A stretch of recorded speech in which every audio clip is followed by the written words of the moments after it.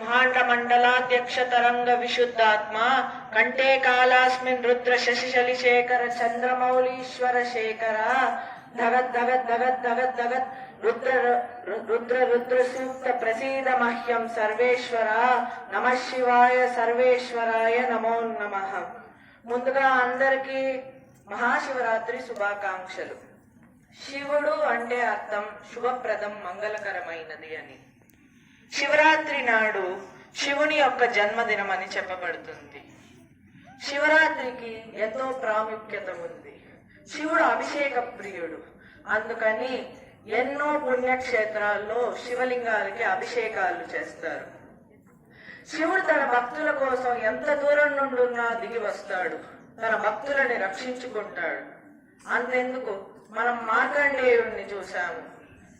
మార్కండేయుడు 16 ఏళ్లు వచ్చేసరికి మరణిస్తాడని చెప్పారు. కానీ ఆయన శివలింగాన్ని పట్టుకుని యముడి వంక చూసి చంద్రశేఖర మమ ఆశ్రయే కిం కరిష్యతి వయ్యమహ అన్నారు. అంటే చంద్రశేఖరుడు అయిన శివుణ్ణి నేను పట్టుకుండగా ఓ యముడా నువ్వు నన్నేం చేస్తావు అని యముణ్ణి ప్రశ్నించాడు. అంటే నేను నిన్ను శివలింగం పట్టుకుంటే ఏం చేయలేనని అనుకుంటున్నావా అని యమపాశం ఆయన పైకేశాడు.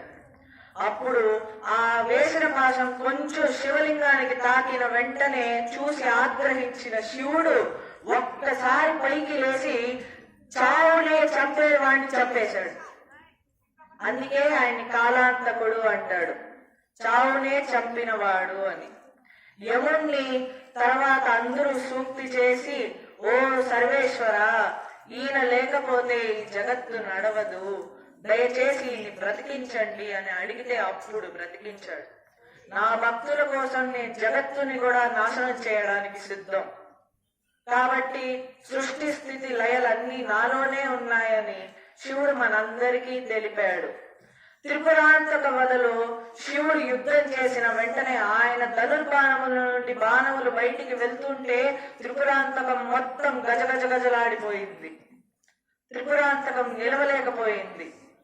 అట్టి శివుడు సైంధవుడికి వరం ఇచ్చాడు, నీకు ఒక్కరోజు మాత్రం మరణం ఉండదు. అది మహాభారతంలో ఆయనకు పనికొచ్చింది. అభిమన్యుడు చనిపోయాడు. అప్పుడు అర్జునుడు ప్రశ్నించాడు, తండ్రి నువ్వేమో ఆ రాక్షసుడికి వరం ఇచ్చావు, అతనేమో ఇప్పుడు నా కొడుకుని చంపేశాడు, నేను ఇప్పుడు ఏం చేయను అంటే, నువ్వు కాదు రేపు యుద్ధం చేసేది, నేను నీకోసం దిగొచ్చి యుద్ధం చేస్తానని ధనుర్బాణాన్ని ఎత్తుకుని ఆ యుద్ధం చేశాడు. ఏమి యుద్ధం చేశాడు! కృష్ణుడు కూడా తెల్లముఖమైపోయాడు. నేను ఈ రథాన్ని తోలగలుగుతానా, ఈయన ఎట్లా యుద్ధం చేస్తా అన్నాడే. ఆయన 14,000 మంది, కోట్ల మందిని ఒక్క బాణంతో అలా అందరూ గాల్లో ఎగిరిపోతున్నారు. అంత భీకరమైన యుద్ధం చేశాడు. అటువంటి శివుణ్ణి మనం ప్రార్థిస్తే ఎంత పుణ్యకరమో ఆలోచించండి. కాబట్టి సృష్టి ఆది శివుడు, సృష్టి అంతం కూడా శివుడే. శివుడు లేనిదంటూ ఏమీ లేదు. అణువణువులో శివుడు ఉంటాడు, ప్రతి చోట శివుడు ఉంటాడు. విజ్ఞానకు అతీతమైన వాడు శివుడు. ఈ లోకాన్నంతటినీ నడిపేవాడు శివుడు, అంత గొప్పవాడు. ఆయనని పూజించేవాడు ఎన్నో ఏళ్ళు బతికి స్తుతించాడు. ఆయనలాగా దాన్ని ఎవ్వరు వర్ణించలేరు. భక్తులకు ప్రసన్నమవుతాడు. అందుకని శివుణ్ణి మనం పూజించుకుని ఈ మహాశివరాత్రి మీకు శుభప్రదం అవుతుందని కోరుచున్నాను. ధన్యవాదాలు.